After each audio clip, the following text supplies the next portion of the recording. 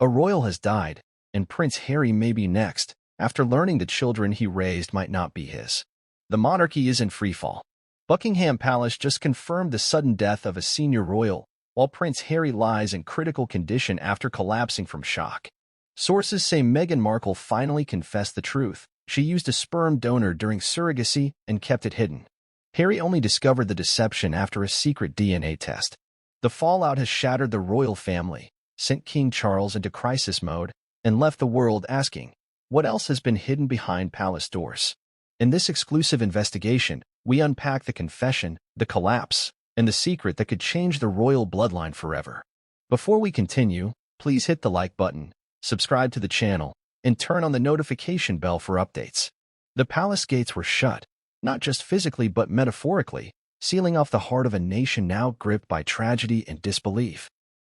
As the news ticker scrolled urgently across television screens and mobile phones lit up with breaking alerts, the sentence at the top of every headline seemed to freeze time. A royal has been confirmed deceased, and Prince Harry is in critical condition. In those few short words, centuries of regal prestige, a modern fairy tale, and the fragile facade of royal unity crumbled. No one could have anticipated the storm that had begun brewing behind palace walls, least of all the British public. The day started like any other, with light rain misting over London's historic streets. Crowds gathered outside Windsor Castle, tourists posed by the gates of Buckingham Palace, and royal watchers debated online about who would appear at the next public engagement. Yet beneath the surface, a devastating revelation was about to explode, shaking the foundations of the monarchy to their core. In the center of this implosion stood Meghan Markle. Duchess, actress, and now, in her own words, woman burdened by the truth she tried too long to hide. Moments before Prince Harry collapsed, she had looked him in the eye and uttered a confession that would not only end their relationship as he knew it, but trigger a health emergency that left the royal family scrambling.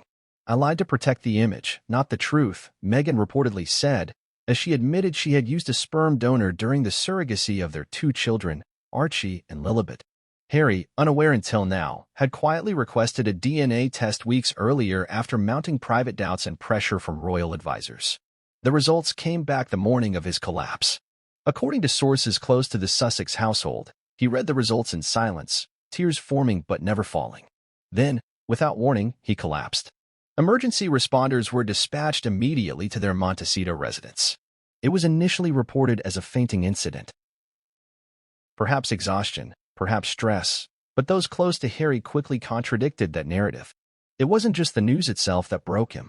It was the magnitude of what it meant. That he had been living a lie, that his identity as a father had been based on misrepresented truths, and worst of all, that the woman he had once trusted against the entire world had withheld that truth from him. Inside the hospital, doctors battled to stabilize him. The royal household went into emergency protocol, locking down communications while summoning key family members into an undisclosed Zoom call. Meghan, visibly shaken, was escorted to the hospital separately and allowed only minimal access to Harry under heavy security and medical supervision. Eyewitnesses at the hospital described her as hollowed out, pacing, repeating the words, "I didn't mean for it to happen like this." But what did she mean? Was it just the timing? Was it guilt for what the truth had done to Harry? Or was there more to this betrayal than the public has yet grasped? What happened in those final moments before Harry's collapse has been pieced together through multiple leaks and palace insiders, each detail more heartbreaking than the last. After Meghan confessed the truth in private, Harry didn't yell. He didn't scream. According to a staffer who had been dismissed weeks before but still maintained contacts within the estate, he simply sat in silence. He stared at the floor, clutched the DNA documents in one hand, and whispered, "Why now? Why not before?" Then, standing up, he reportedly lost balance and fell backward, unconscious before his head hit the floor. That was when Meghan screamed. And now, just hours after that harrowing incident, Buckingham Palace has announced the death of a royal family member. While they have not confirmed the identity yet, sources suggest the announcement may be linked to the stress ripple effect caused by Harry's collapse. Some speculate that an elderly royal, perhaps Prince Edward or Princess Alexandra, was overcome by the compounded grief and media frenzy.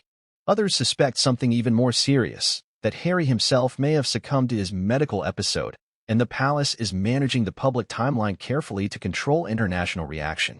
Regardless of who the deceased is, the damage has already spread like wildfire. Across the UK, public reaction has ranged from stunned silence to utter outrage. Outside Windsor Castle, mourners have begun gathering with flowers and handmade signs, some expressing sympathy for Harry, others condemning Meghan. Social media is flooded with the hashtag royal DNA storm, while conspiracy theories, debates about royal bloodlines, and impassioned calls for monarchy reform flood the comment sections of every major news outlet. Political figures have remained mostly silent, perhaps waiting for official confirmation, but pressure is mounting. Parliament sources say there's an emergency session being quietly prepared to address an emerging constitutional crisis related to succession. Royal scholars are digging into the rules that govern paternity, legitimacy, and the Church's position on children born through anonymous donation. For centuries, the monarchy has defined itself through lineage and birthright. If those foundations are shaken, what remains of the institution? And what becomes of Meghan now? At the heart of this storm is a woman many see as both victim and villain. Her confession, while courageous in one light, is being viewed as catastrophic in another. Some applaud her for finally speaking out. Others accuse her of deception, manipulation, and of putting image before integrity. Already, commentators are revisiting her past interviews, dissecting every phrase for hidden meaning, every carefully crafted quote for contradiction. Meanwhile, palace insiders say King Charles was livid when the DNA results were presented to him. He reportedly threw a crystal paperweight across the room and instructed aides to begin drawing up documents to remove Archie and Lilibet from the line of succession. He called their status a matter of state security. The Queen consort, Camilla, is said to have wept behind closed doors, not for Harry or Meghan, but for the royal institution she fought so hard to restore after decades of scandal. Prince William, long estranged from his brother, has gone entirely silent. Insiders report he has canceled all appearances and retreated to an undisclosed countryside location with his wife and children. His relationship with Meghan was already deeply strained. Now, it may be irreparably broken. He is said to be concerned not only for his brother's health, but for the royal family's global reputation. So, what happens next? Is this the end of Harry's public life? Will the monarchy survive another blow of this magnitude? Can Meghan ever rebuild trust in the eyes of the public, or even her own husband? Should he recover? As we move deeper into this unfolding drama, we will explore every aspect of this shocking development. From the secret text messages exchanged between Meghan and the donor, to the moment Harry allegedly begged palace officials for clarity, to the behind-the-scenes meetings happening inside hospital boardrooms and royal chambers alike. This story is not just about DNA. It's about trust. It's about identity. It's about how one secret, one lie, can dismantle not only a family, but the legacy of an empire. Stay with us. There was a strange silence that morning at Santa Barbara Cottage Hospital. The air felt heavier than usual, the halls quieter than expected for a weekday. Nurses exchanged looks. Doctors took unusually long pauses between patient rounds. Something unspoken gripped the facility before the news ever broke to the public. By mid-morning, every entrance to the hospital had been secured. Black SUVs lined the outer perimeter. Private security swept the front lobby, their demeanor tight-lipped and mechanical. Visitors were turned away. Appointments were delayed. By 11 a.m., only essential medical personnel were allowed beyond the inner hallway checkpoints, their badges triple-checked. Their phones confiscated temporarily under direct instruction from royal security teams flown in discreetly from London the night before. Then came the coded page, Dr. Hammond towards 7C, code Orange Priority. The alert meant only one thing: critical patient inbound, security priority, media blackout engaged. Paramedics rushed through a concealed back entrance accompanied by a man on a stretcher. He was pale, motionless, oxygen mask strapped tight across his face. His signature red hair, though slightly obscured by medical straps, gave him away instantly to the few insiders watching the scene unfold. It was Prince Harry. Reports from medical staff have since painted a grim and unnerving picture. Harry had arrived unconscious. His vital signs were unstable. His pulse was irregular, his breathing shallow. Nurses reported light bruising on his temple from the fall, but the true concern was neurological. He was unresponsive to both verbal and physical cues. One insider nurse later leaked under condition of anonymity. He wasn't just passed out. He was gone, like something had snapped inside him. Within minutes of his arrival, doctors initiated a full trauma code protocol. CT scans were ordered. Cardiac support was prepped. A neurological specialist from Los Angeles was helicoptered in without delay. Staff said the words trauma-induced neurocrash were spoken among top consultants, a term few outside elite medical circles understand. Essentially, his collapse may not have been due to an external injury, but an acute psychological breakdown that affected the brain as if it were a stroke or seizure. The mystery deepened when Meghan Markle arrived roughly 30 minutes later. Dressed in all black with her hair tied up tightly, she exited the backseat of a tinted SUV escorted by 2 palace security officials and 1 legal advisor. Her eyes were swollen, her hands trembling as she walked through the private wing doors. Several staffers claimed she was holding a folded document in her left hand. One nurse who glimpsed it said it was creased, printed on standard A4 paper, and carried the unmistakable header of a U.S. DNA laboratory. Hospital surveillance captured Meghan pacing in the hallway for over 20 minutes before being allowed inside the room. During that time, she reportedly made 4 phone calls, 1 to her lawyer, 2 to unknown international numbers, and 1 to her mother, Doria Ragland. Sources close to the situation said her tone shifted from frantic to numb with each successive call. She kept repeating, "I didn't mean to break him. I just wanted to tell the truth." When she was finally allowed into Harry's room, eyewitnesses reported that the mood shifted. A nurse who had stepped in briefly described a silence so deep it was as if grief had taken physical form. Meghan sat at Harry's bedside, reportedly holding his hand, whispering phrases that couldn't be fully overheard but included the words, "Please wake up," and "I'm sorry. I had to." Medical staff allowed her 15 minutes alone with him before insisting she step out so they could conduct another round of scans. Meanwhile, outside the hospital, the world was catching up to what insiders already knew. Rumors of Harry's medical emergency were being passed among tabloid reporters, Reddit Royal Watch forums, and obscure Telegram channels. By the time a prominent royal news site confirmed his hospitalization, the street outside Santa Barbara Cottage Hospital was flooded with media vans, helicopters circled overhead, and makeshift barricades were erected to control the crowd. The official palace statement hadn't yet come, but everyone knew something seismic had happened. A former hospital administrator speaking anonymously to reporters later revealed that a total lockdown of the digital system was ordered within 15 minutes of Harry's arrival. They shut down the patient log system, he said. Doctors had to write things on paper, and all computers on that wing were disconnected from the mainframe. It was a literal information blackout. This level of discretion, he explained, had only occurred once before in the facility's history, when a high-profile foreign dignitary was treated after a failed assassination attempt. Inside the hospital, tension grew. Doctors were working under pressure, medical decisions weighed against legal and political implications. Meghan was advised not to leave the building, not until a formal medical statement was prepared for the palace. At one point, she reportedly tried to return to Harry's room and was gently but firmly told by a senior nurse that it's not the right time. She broke down in the hallway, sitting on the floor, knees to chest, rocking quietly while her security detail stood awkwardly nearby. A janitor who was cleaning near the area reportedly heard her sobbing and murmuring, "He'll never forgive me. I waited too long." When asked later what he thought of the scene, the janitor simply said, "She looked like someone who just realized the truth costs more than the lie ever did." Meanwhile, within the hospital's operations center, royal aides had set up a temporary communications hub. From there, encrypted calls were made to the United Kingdom. Aides patched in King Charles, who was reportedly attending a private conference in Kent when he received the call. He was described by sources as initially silent, then fuming. Within minutes, he ordered a military-grade plane to be prepped for immediate departure to the United States. Back in the room where Prince Harry lay, doctors were concluding the second round of assessments. Though still unconscious, his vitals had stabilized slightly.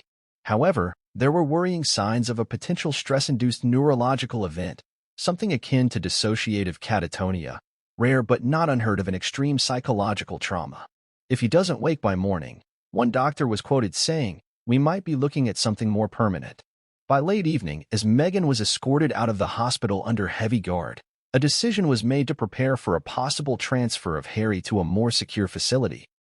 This move was blocked by the medical team, citing risk to his already fragile condition. Instead, a special care team was flown in, including trauma psychiatrists, a neurocardiologist, and a crisis response therapist. It wasn't until 11:47 p.m. local time that the palace released its statement confirming a royal death. It did not name Harry but sent shockwaves nonetheless. The statement read in part, "The royal family is grieving the sudden loss of one of its cherished members. We ask for privacy, understanding, and grace during this time." The deliberate vagueness led to explosive speculation. Some media outlets suggested Prince Edward had passed away. Others claimed it was Princess Alexandra. But for those paying close attention, the timing of Harry's collapse and the wording of the palace's statement suggested a much darker possibility. Staff inside the hospital began whispering that Harry might not survive the night. A nurse reportedly overheard a royal aide on the phone saying, "If he goes, we can't let the public know immediately. We need to manage the optics." That nurse later confessed to quitting on the spot, unable to reconcile her professional ethics with what she saw as manipulation. Elsewhere in the hospital, news teams set up temporary booths along the fence lines. Reporters hounded anyone entering or exiting the emergency wing. Every person in scrubs became a potential leak. Every new visitor was speculated about online. Was that a member of MI6? A diplomat? A royal doctor? No one knew. And that uncertainty only made the tension worse. By the early hours of the morning, Prince Harry remained unconscious. Doctors noted brief finger twitches and a slight change in pupil dilation, but he had not spoken. He had not opened his eyes. Meghan had returned briefly around 3 a.m. under cover of darkness, this time without makeup, her face pale, expression vacant. She stayed for just 9 minutes. Outside, a candlelight vigil had begun to form. People held signs reading "Stay strong, Harry," and "Bring back the truth." A few shouted "Shame on Meghan," while others countered with "Don't blame the woman." The crowd grew steadily, even as rain began to fall, drenching the streets and the faces of those who stood vigil. One teenage girl at the front of the crowd, holding a bouquet of lilies, spoke to a reporter through tears. "I don't know what's real anymore," she said. "I used to think love like theirs could survive anything. Now I just want Harry to wake up and say it was all a dream." But it wasn't a dream. It was real. And as the hours dragged on, the entire world waited to see if Prince Harry would open his eyes again and whether the monarchy could survive if he didn't. There are moments in life that fracture everything. For Meghan Markle, that moment came not on a red carpet, not in front of flashing paparazzi bulbs, not on the set of a Hollywood drama. It came in a hospital corridor, under sterile white lighting, with trembling hands and a trembling voice. There, surrounded by security personnel, legal aides, and the crushing weight of her own decisions, she uttered the words that changed everything. "I lied to protect the image, not the truth." Up until that point, the tension between public perception and private reality had been a balancing act Meghan perfected with meticulous care. From her first days stepping into the royal spotlight, she curated everything: what she wore, what she said, and what she let the world believe. Her narrative, an outsider breaking into an ancient institution, a woman of color challenging tradition, a mother redefining royal motherhood, had captured imaginations worldwide. But behind that public image was a secret buried so deeply that even the man who had left his family, homeland, and titles for her had no idea. The secret began years earlier, long before Archie or Lilibet were born. Meghan had been advised, she claimed, by a private fertility consultant that her chances of natural conception were dangerously low. Harry, always loving, always eager to build a family, had encouraged treatments. But according to Meghan's private confession to royal aides and now, via leaked audio, hospital staff, she never told him the full truth. "He didn't know I'd already made decisions," she said during one of her emotional breakdowns in the hospital's family room. "I couldn't bear to see him break if it didn't work. So I made the call." That call, she admitted, was to a clinic in Northern California specializing in anonymous sperm donation and high-profile surrogacy arrangements. She selected a donor. "I never wanted to hurt you," she reportedly said. "I was protecting us. I thought I was doing what was best, for the children, for our image, for everything we fought for." Harry, silent and still, did not respond. Not at first. Meghan continued, reportedly admitting that she had made the arrangements with the surrogate without his involvement, and had done so out of fear. Fear that his reaction to her fertility struggles would spiral into shame. Fear that the press would tear them apart if they appeared damaged or deficient. But most of all, fear that if the fairy tale broke, they would never survive the public backlash. In a chilling moment described by Meghan's legal advisor, She turned away from Harry and whispered, "I kept thinking, if he never finds out, then it'll never hurt him." But secrets have a way of rotting the walls that protect them. For Harry, learning the truth wasn't just about science or betrayal. It was about identity. His children, his legacy, the names he had given up everything to protect, all of it was now shrouded in a lie. And that realization, according to every source who spoke to him in the days leading up to his hospitalization, unraveled him completely. Friends close to the couple reported that in the weeks following the DNA results, Harry had become withdrawn. He stopped appearing in scheduled video calls. He declined to participate in filming for upcoming projects. He reportedly refused to sleep in the same room as Meghan, instead staying in the guest wing of their Montecito estate. When questioned by one longtime friend about why he seemed so absent, Harry reportedly responded, "Because everything I thought was real isn't. I don't know who I am anymore." The emotional damage, according to a royal therapist consulted by palace officials, was profound. "This isn't just a marital crisis," she explained. "It's an existential crisis.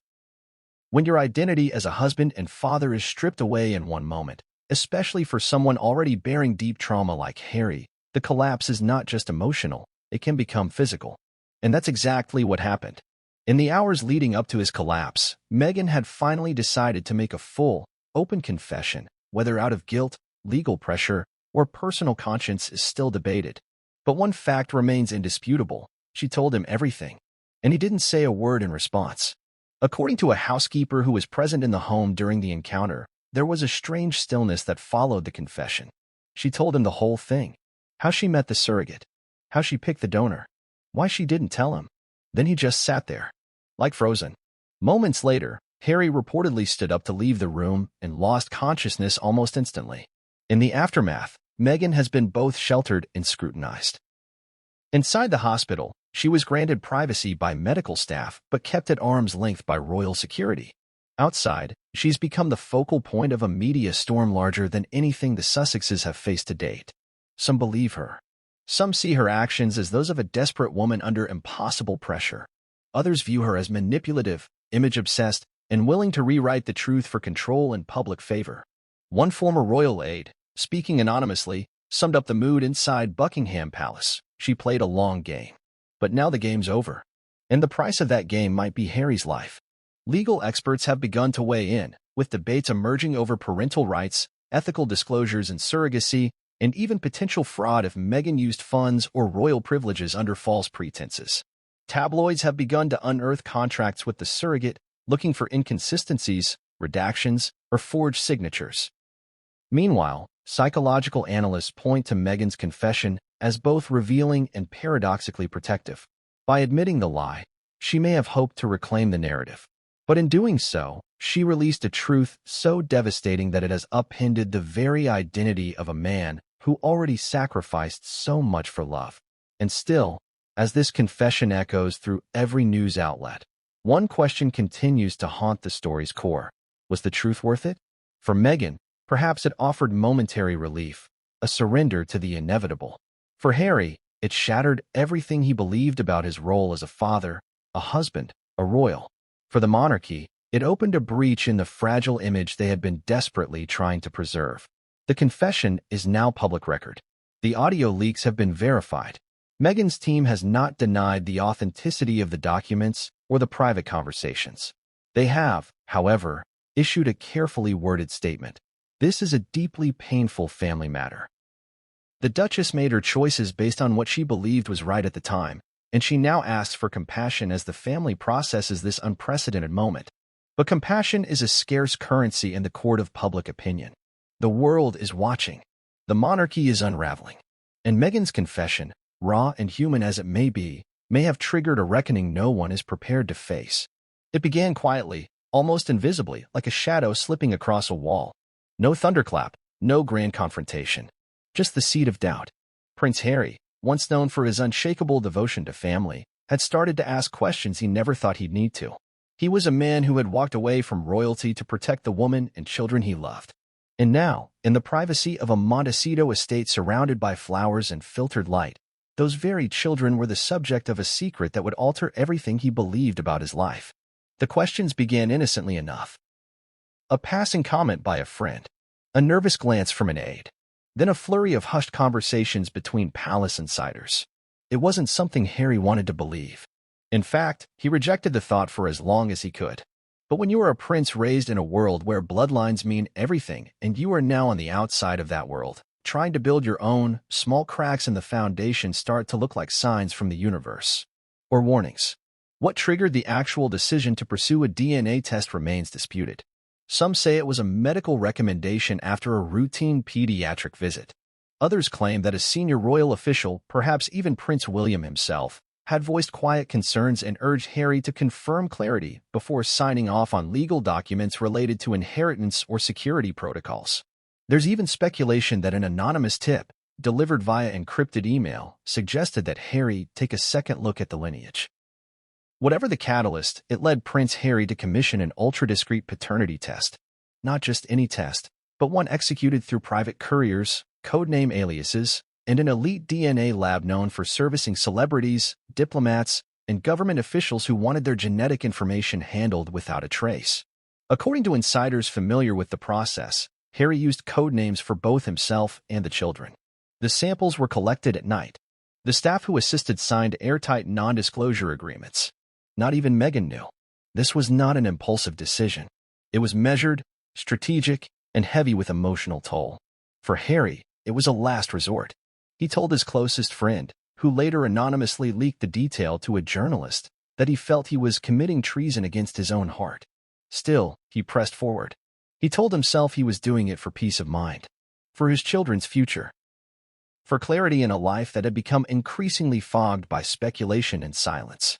When the results arrived 3 weeks later, they didn't just answer a question, they detonated everything. The official report, quietly couriered to Harry's private office, contained an executive summary so brutally concise it knocked the breath out of him. Archie and Lilibet shared 0 genetic markers with him. The probability of paternity, the report stated in clinical language, was 0%. Not a statistical anomaly. Not a question of mutation. A complete mismatch. The document, now under tight lock in both legal and palace archives, didn't stop there. It cross-referenced the children's DNA with Meghan's, who, notably, had not been informed that her own sample was being compared. Meghan, it turned out, had also failed to provide a genetic link to at least one of the children, though the reasons for that remain mired in legal red tape.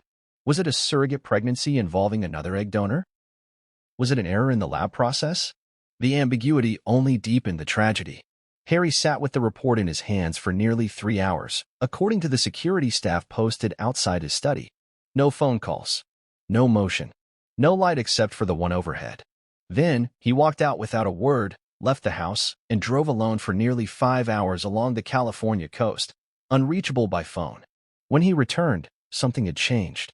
Meghan reportedly knew something was wrong the moment she saw him. His eyes didn't look angry, they looked hollow, empty. He didn't accuse her. He didn't shout. He simply said, "We need to talk." And the next morning, he arranged a private counselor to mediate what he expected would be one of the most painful conversations of his life. But before he could confront Meghan, he made one final call. Not to his father. Not to William. Not even to his therapist. He called an old friend from Sandhurst, someone who had once served with him during his time in Afghanistan. The call was short. "You ever feel like your whole life's a story someone else wrote?" Harry asked. The friend, confused but worried, urged him to fly home. Harry's answer: "There is no home anymore." The confrontation came 2 days later. Meghan entered the meeting room, unaware of what Harry had learned. She tried to embrace him, and he pulled away. Then he placed the manila envelope on the table. She didn't open it. She didn't need to. The silence between them was long and weighted. Finally, he asked, "Is there anything you need to tell me?" She hesitated. Then, with a shaking breath, she whispered, "I did it for us." What followed is now the subject of intense media scrutiny, legal counsel interpretation, and even rumored transcripts. Some accounts say Meghan immediately confessed everything. That she had selected a donor, that she had arranged surrogates without fully informing Harry, that her decision was driven by medical limitations and a belief that Harry would not be strong enough to handle the truth at the time. Others claim she remained vague, providing emotional reasoning without directly addressing whether she had deliberately misled him. Whichever version is true, the outcome was the same. Harry stood up, walked out, and collapsed later that day. The DNA test, now labeled the Montecito report, within palace circles, has become a legal touchpoint for what comes next. It has been reviewed by royal lawyers, international child welfare experts, and family office representatives in both the United States and the UK. It has implications beyond personal betrayal, implications tied to royal titles, succession rights, and diplomatic standing. Insiders say King Charles has already called for emergency legal review into the status of Archie and Lilibet under British law. Should they be removed from the line of succession entirely? Do they maintain rights to titles that were granted under the belief of royal bloodline continuity? And if not, does Meghan face legal consequences for misleading the crown? More than one constitutional expert has noted the unprecedented nature of the situation. "There's no legal precedent for this in modern royal history," said one. "You're talking about the potential undoing of years of public relations, constitutional symbolism, and diplomatic standing. It's not just a family drama. It's a state issue." Back in Montecito, the mood has reportedly darkened. Meghan, according to a source close to her inner circle, has entered a state of controlled withdrawal. She no longer speaks to the press. Her social media accounts are monitored and tightly restricted. She has canceled all public engagements and reportedly spends most of her time indoors, consulting with attorneys and public relations strategists. Harry, meanwhile, remains in the hospital. At the time of this writing, he is yet to regain full consciousness, though small signs of cognitive response have been noted. A nurse who recently rotated off duty said he blinked when his name was spoken. He moved his hand slightly, but he hasn't spoken. And so the world waits. Waits for Harry to wake up. Waits for Meghan to speak again. Waits for the monarchy to make its next move. But beneath all that waiting is a deeper truth. The kind of truth that can't be buried beneath titles or media spin. A truth about love, betrayal, and the fragile scaffolding we build our lives on. Harry trusted in a story that wasn't true. And now, as he lies between worlds, in a hospital bed far from the palace halls he once roamed, the only thing more heartbreaking than what the DNA revealed is the question it leaves behind. If everything you built your life on turned out to be a lie, would you still want to wake up? The walls of Clarence House echoed with footsteps that morning, loud, purposeful, agitated. The air was cold, not from weather but from what had just been delivered through a red-sealed diplomatic pouch placed directly into the gloved hands of King Charles's senior aide. The king, already seated for a private intelligence briefing, was handed a thick envelope marked urgent, private, eyes only. A courier from the UK's diplomatic service had personally flown it across the Atlantic, instructed not to stop, speak, or delay for anything. What King Charles read within that envelope would reportedly shatter whatever composure he had left. It was the DNA report, comprehensive, undeniable, devastating. Within minutes, his hands reportedly clenched so tightly around the file that the edges buckled. And then, in an outburst rarely seen even behind closed doors, he hurled the folder across the room and shouted just one word: "Enough." Those present said it was not the shout of a man simply reacting to personal betrayal. It was the roar of a monarch watching the legacy of his bloodline being called into question. The king was, for the first time in his reign, staring down a scandal that pierced the very concept of monarchy. The idea that his lineage might be irreparably tainted, his son unknowingly raising children who bore no genetic connection to him, threatened not just emotional disaster, but constitutional collapse. This wasn't just a family emergency. This was a state-level crisis. Because when royal children are born, they don't merely carry names, they carry authority, inheritance, and expectation. They're not just children. They're symbols. Not to the press. Not to the advisors crowding his schedule with pre-drafted statements. Not to the aides who offered comforting platitudes. Not even to the private secretary who nervously hovered near the study door, waiting for instruction. William had vanished from public view the moment the DNA results were confirmed and Harry was rushed to the hospital. No statement. No appearance. No explanation. Only the lingering echo of a slammed door at Adelaide Cottage, where he and his family had been staying in recent weeks. But silence can say more than any words. For the man who would one day be king, this was not simply a family matter. This was a rupture, one that stretched far beyond blood and titles. It was an emotional reckoning, a moral fracture, and a threat to the very institution he was born to preserve. Behind that carefully guarded royal composure, William was a man torn in ways only those closest to him could truly understand. He had lived through the death of a mother, the corruption of her memory, the weaponization of media, and the psychological war of public expectation. And now, as he stood watching his brother teeter between life and death in a foreign hospital, knowing that the pain Harry carried had been partly warned by him and partly ignored, he carried a guilt no title could shield him from. According to palace insiders, the first person William spoke to after the news broke wasn't King Charles. It wasn't Kate. It wasn't even his most senior advisor. It was his nanny, an elderly woman named Angela, now retired, who had helped raise him and Harry during their most turbulent years. The call, made from a secure line in Windsor, was brief but raw. "I should have done more," he reportedly told her. "I saw it happening. I thought he was making his bed." To understand William's response is to understand the chasm that had been widening between the brothers for years. While Harry had once been the cheeky younger sibling, the spare to William's heir, time and conflict had redefined their relationship into something colder, more restrained, and painfully formal. The Sussexes' departure from royal duties, their public criticism of the family, the Oprah interview, and now this DNA revelation, it had all built a wall between them. But even walls can crack when grief hammers hard enough. Sources close to the royal household say William was devastated upon learning that Harry had commissioned the DNA test in secret, never once mentioning his doubts. Not even in the few conversations they'd had during their brief reunion at the Queen's funeral. According to a friend, William had long suspected things weren't as they seemed, but he had buried those instincts under layers of duty, anger, and exhaustion. Now, those instincts felt less like insight and more like negligence. He thought Harry was too emotional, the friend shared, too impulsive. He thought the marriage was a mistake, yes, but he didn't think it would come to this. He thought Harry would see it in time. Now he's blaming himself for not pulling him back. In the days following the DNA scandal, William canceled all public engagements. He retreated with Kate and their children to Amer Hall, a private residence in Norfolk far from the media glare. There he paced. He read. He ignored his phone. At night, he sat alone on the veranda and stared into the woods, where Diana used to walk with them as children. He refused to watch the news.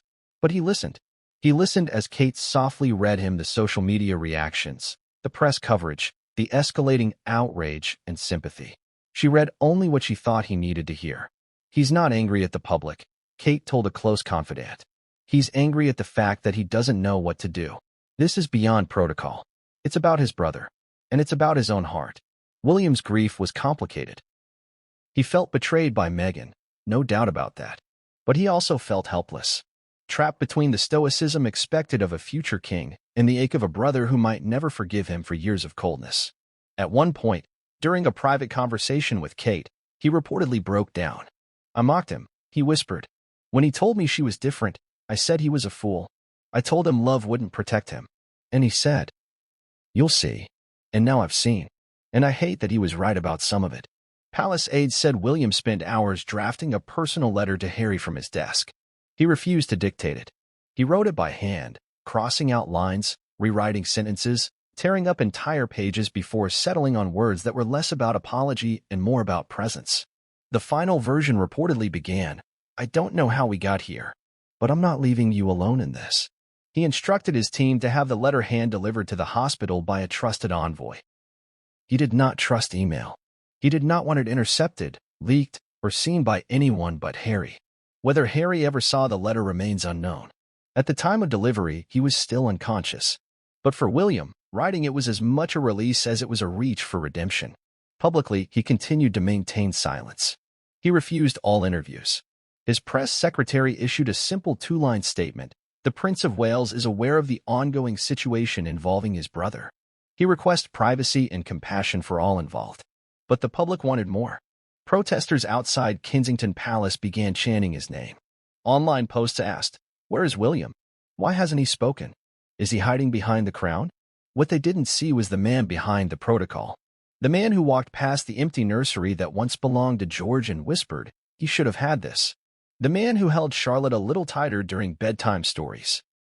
The man who saw in Louis the carefree laughter that Harry had once embodied before duty, loss, and now betrayal consumed him. William did eventually reach out to King Charles, not through formal channels, but via an early morning phone call. The exchange was brief. "He's my brother, not just your son," William said. Charles reportedly replied, and he's my responsibility too. But I won't protect a lie at the cost of the crown." To which William allegedly answered, "Then be careful you don't protect the crown at the cost of your sons." That was the last time they spoke for 3 days. Meanwhile, behind closed doors, William began meeting with his own team of advisors to discuss the potential long-term impact of the scandal. Could Archie and Lilibet's titles be revoked without damaging public perception further? Could a public letter from William strike the right tone, one of empathy, authority, and clarity? Or would silence remain the most strategic posture? He chose, again, silence. Not because he was afraid, but because anything he said now would be dissected, twisted, used. He needed to wait. For Harry. For clarity. For something that could guide him beyond the tidal wave of emotion. Privately, he began laying the groundwork for reconciliation, not with Meghan, whom he still distrusted entirely, but with Harry, should he survive. "I'll take him anywhere," he reportedly told Kate. "Out of the press. Out of the politics. Just the two of us. He needs to remember who he was before all this." And yet, even that hope was fragile, because reconciliation requires two conscious participants. And Harry still lay silent in a California hospital, his mind locked away, unreachable. In a particularly tender moment, William was seen leaving Anmer Hall alone, driving toward the Norfolk cliffs where he and Harry had once gone biking as teenagers. There, he stood for nearly an hour, wind whipping through his coat, staring out at the endless gray of the North Sea. A passing dog walker, unaware of the full identity of the man she crossed paths with, later told a local paper, he looked broken. Not like someone famous, just someone trying to figure out how everything went wrong. Perhaps that was the truest image of Prince William that week. Not as a future king, not as the polished, duty-bound heir, but as a brother in mourning, not for a death, but for a relationship now held hostage by betrayal, pain, and decades of unspoken wounds. In the weeks following the DNA bombshell, attention inevitably turned toward one unavoidable question. If Prince Harry was not the biological father of Archie and Lilibet, then who was? The answer to that question was not just a matter of curiosity. It was central to untangling a web of deception, trust, and emotional devastation that had now ensnared not only the Sussex family, but the entire monarchy. It didn't take long for speculation to start. And within hours, it had already narrowed in on a name familiar to a small but powerful inner circle, Christopher "Chris" Sanchez. For those who closely followed the Sussexes' transition out of royal life, Chris Sanchez was not an unfamiliar figure. He had served as part of Meghan and Harry's private security team after their departure from the royal family, reportedly handpicked by Meghan through a US-based security firm. His resume was impressive. A former member of the U.S. Secret Service with years of experience protecting high-profile political figures, he was known in industry circles for his professionalism, loyalty, and discretion. But his closeness to Meghan had always raised quiet eyebrows among staffers and palace insiders. Unlike most bodyguards, Sanchez often appeared not just as a shadow figure in the background, but as a quiet companion, sometimes accompanying Meghan without Harry present, even on private visits and low-key appearances. He was spotted at private yoga studios, entering and exiting discreet side doors with Meghan in tow. He accompanied her to select charity events during her post-royal career revival. He was even photographed walking with Archie in the park on at least 2 occasions, prompting social media debates about whether a bodyguard's role was ever meant to include such personal duties. But it wasn't until an anonymous former staffer leaked a series of encrypted text messages allegedly between Meghan and Sanchez that the whispers turned into a thunderclap. The messages, reportedly obtained from a tablet used by Meghan during a brief solo trip to Vancouver in late 2018, were passed to a British tabloid via a third-party source. Forensic analysts were hired to authenticate them, and although the Sussex legal team moved swiftly to denounce the invasion of privacy, they notably did not deny the authenticity of the content itself. The text painted a chilling portrait, one that directly connected Meghan's decision to pursue surrogacy with a deliberate, calculated selection of a sperm donor who complemented the vision of what she and Harry were building. In one message, Meghan allegedly wrote, "We need someone strong, sharp, protective. The optics need to fit. It can't look like a deviation. It has to blend seamlessly." Another message reportedly said, "You've always been there. You know how much I trust you. This could change everything, but it has to stay buried. The tone of the text was guarded but layered with emotional undertones too ambiguous to be declared romantic, but far too familiar to be written off as purely professional. What was even more unsettling was the timeline. These messages were exchanged just months before Meghan's first pregnancy announcement with Archie. When this information reached the public domain, speculation exploded. Could Sanchez be the biological father of Archie, or even both children? Was he aware of his role as a donor, or had he believed himself to be doing a favor without fully understanding Meghan's intentions? Did Harry ever suspect the closeness between the two? Investigative journalists dove deep into the timeline. Records confirmed that Sanchez was often present at the same private residences where Meghan stayed during fertility appointments. Travel logs showed him boarding the same charter flights to clinics that Meghan claimed were for routine checkups. And perhaps most damning of all, a former clinic employee in California stepped forward anonymously to say she remembered seeing a tall, athletic Hispanic man with government-level security posture delivering a sample to the lab Meghan used. He never signed his real name, she said. But we always assumed he was either a private donor or a surrogate spouse. He was calm, professional, but you could tell he wasn't just there for a job. The employee, fearing legal retaliation, never gave her name. But her story was enough to ignite a second wave of outrage. This time, it wasn't just about the lie, it was about who had been part of it. Sanchez himself remained silent for days. No public statement. No interviews. No denials. His social media accounts were deactivated overnight, and the private security firm that employed him released a vague statement saying he was no longer in active service. Whether that was voluntary or the result of external pressure remains unknown.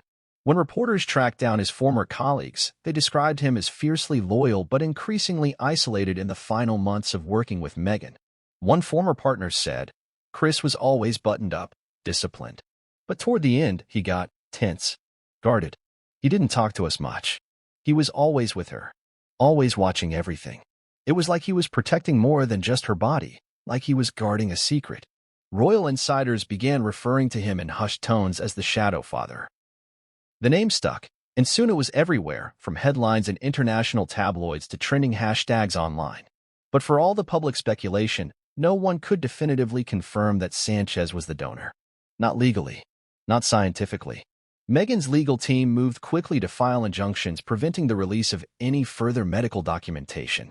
Yet the court of public opinion had already made up its mind. Public reaction ranged from fury to fascination. Some accused Meghan of emotional manipulation, of choosing a donor not out of desperation, but out of a desire to control the narrative of her children's identity. Others saw her actions as strategic, flawed, perhaps, but grounded in a woman's right to choose how she creates her family. Still, there were those who viewed it as something more sinister, the intentional removal of Harry from the most sacred role he held, fatherhood, without his consent. One viral TikTok video featured a montage of Harry holding Archie as a baby, overlaid with text that read, "He thought he was the father. She knew he wasn't. He loved anyway."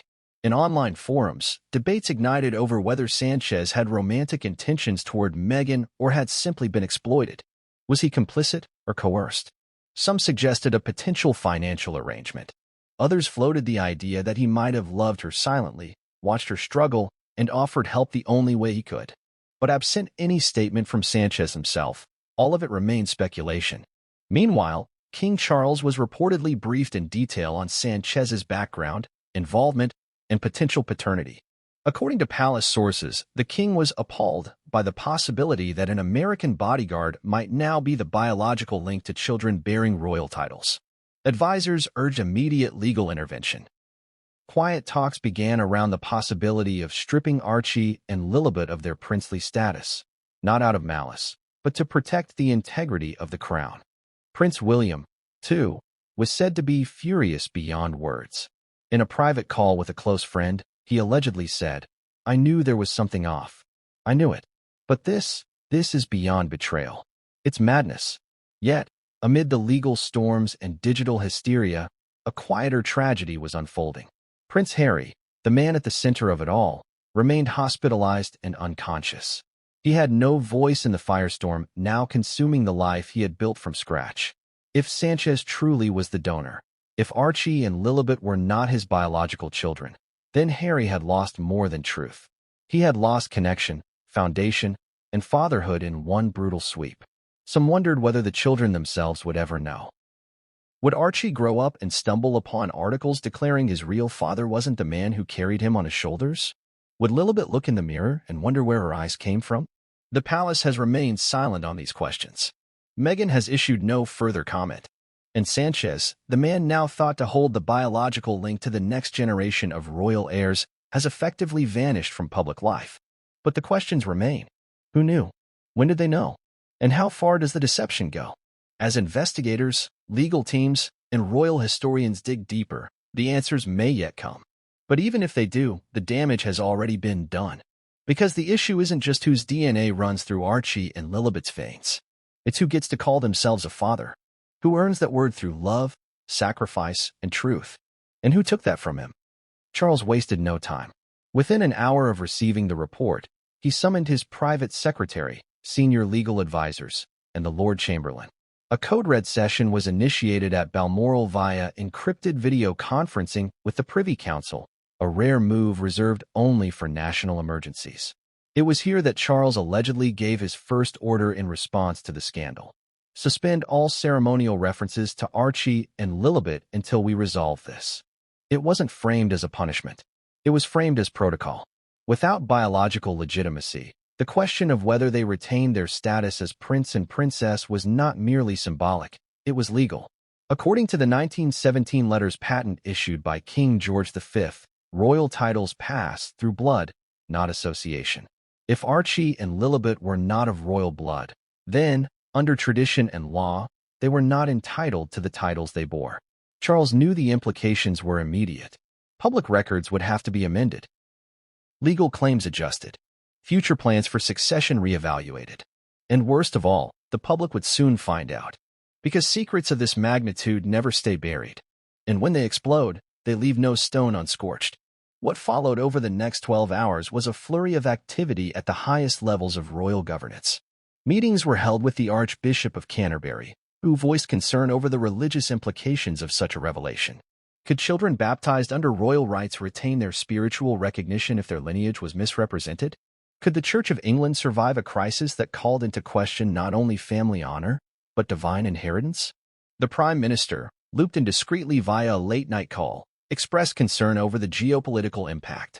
The UK was days away from hosting an international trade summit. Could the monarchy weather such headlines without derailing diplomatic optics? Would foreign nations reconsider partnerships if Britain's royal image was compromised? But beyond the political and constitutional fallout, what rattled Charles most, according to a member of his inner circle, was the betrayal itself. He gave up everything for her, Charles reportedly said in private, referring to Harry. And she returned it with a deception so complete, it undid him. Though their relationship had always been complex, Charles had, in recent years, made quiet efforts to rebuild trust with Harry. After all, Harry was the son of Diana, and even amidst personal turmoil, Charles saw glimpses of his late wife's integrity in his youngest child. He admired Harry's boldness, his passion, his sense of protection over those he loved. And now, watching his son unravel in an American hospital, broken by a truth that should have never been hidden from him, Charles felt something dangerous stir within himself. Not grief, not sadness, fury. In a scene described by one of the courtiers present during the royal crisis session, Charles stood at the head of the table, held up the report, and declared, "She has embarrassed this family. She has lied to this country. And she has left my son in a state I may never forgive." He then issued a second directive, one with enormous implications. All official photographs of Harry, Meghan, Archie, and Lilibet were to be reviewed and recatalogued. Any image that presented them under the banner of formal royal duties would be quietly removed from Commonwealth offices until a decision could be made. The Queen Consort Camilla, who had remained silent through most of the meeting, reportedly broke her silence with a whisper, "It's happening again." Those words, cryptic, yet chilling, suggested her memory of Princess Diana's death, another moment when the monarchy had been pushed to the brink of collapse due to scandal, grief, and media hysteria. But this time, there would be no car crash to serve as punctuation, no tragic funeral to anchor the nation's emotions, only a deep, hollow rupture in the royal bloodline, and a king trying to control a narrative that was already sprinting ahead of him. Meanwhile, Outside Buckingham Palace, reporters camped under umbrellas as rumors swirled. No official word had yet been released about the DNA scandal. No name had been attached to the deceased royal mentioned in the palace's statement. But whispers among the press corps had already formed into loud speculation. And Charles knew time was not on his side. He met with the palace communications director and gave an instruction that was, by all accounts, colder than any given before. Do not defend them. Not this time. We must be on the side of the truth. Let it fall where it must. His decision sent a chill through the palace PR department. In previous years, the firm had mobilized immediately to protect family members caught in scandal, Charles included.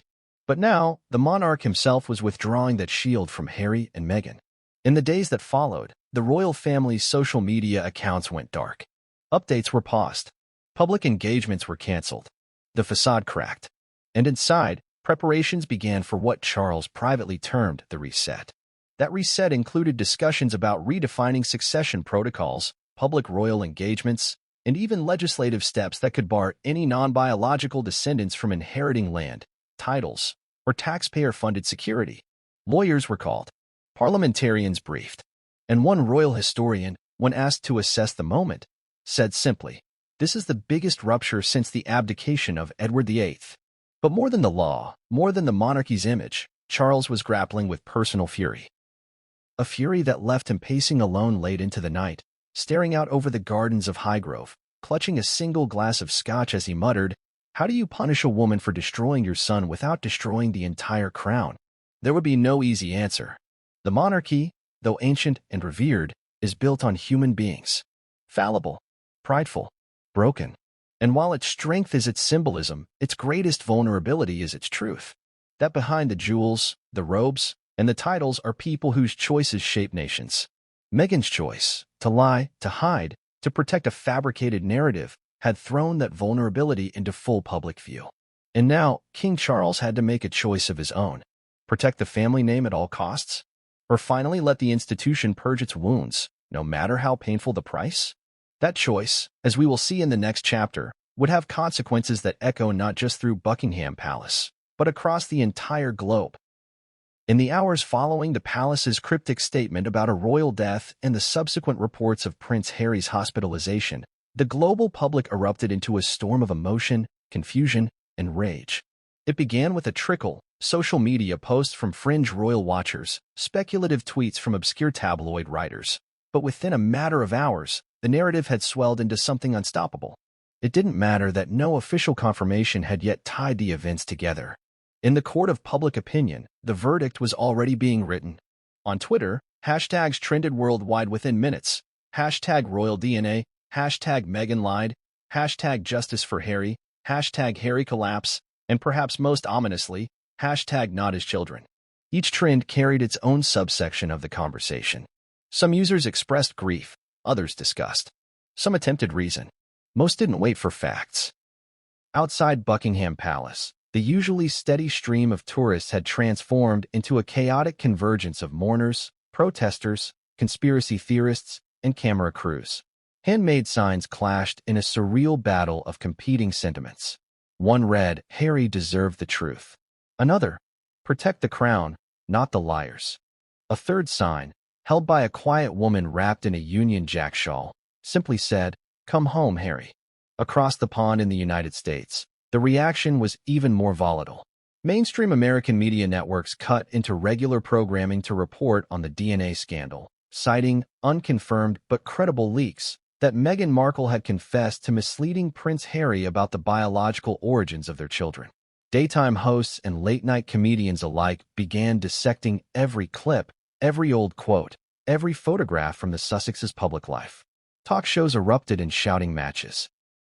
On The View, co-hosts nearly came to blows debating whether Meghan's actions were understandable under pressure or pure betrayal. On Fox News, commentators weaponized the scandal to argue that the monarchy had fallen victim to woke hypocrisy. But beyond the ratings and the rhetoric, everyday people, parents, siblings, spouses, were struck by something deeper.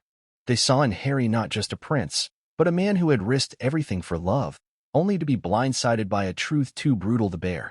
In quiet moments, behind screens and inside kitchen conversations, People asked themselves haunting questions. What would I do if I found out my child wasn't mine? Could I forgive a lineman to protect me? Would I survive such a betrayal? The empathy was widespread, but so was the backlash.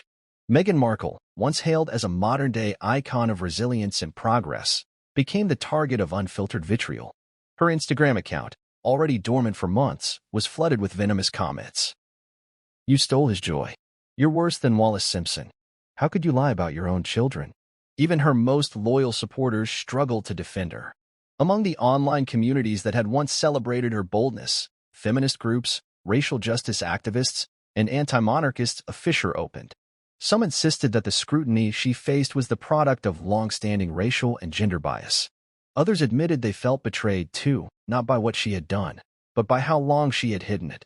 We fought for her, one post read, but she didn't trust us with the truth. Meanwhile, outside Santa Barbara Cottage Hospital, a separate crowd had gathered. Vigil lights flickered in paper cups. Messages were scrawled in chalk along the pavement. Wake up, Harry. We believe you. You still matter. The atmosphere was heavy. Songs were sung softly. A woman who identified herself only as Louise, a mother of two from nearby Ventura, told reporters, I don't care about the royal titles. I care that a man is fighting for his life because someone he loved couldn't tell him the truth. But not all voices at the vigil were supportive. A few demonstrators held signs reading DNA fraud is abuse and stop the deception. Tensions flared when someone tried to rip down a banner featuring Meghan's face with the words Queen of Lies. Police were forced to separate the crowd more than once. As the media frenzy escalated, psychologists, ethicists, and royal historians were brought into panel discussions to make sense of the chaos. Dr. Elaine Rothschild, a clinical psychologist specializing in trauma and identity, appeared on CNN to explain what Prince Harry might be experiencing. This isn't just about paternity, she said.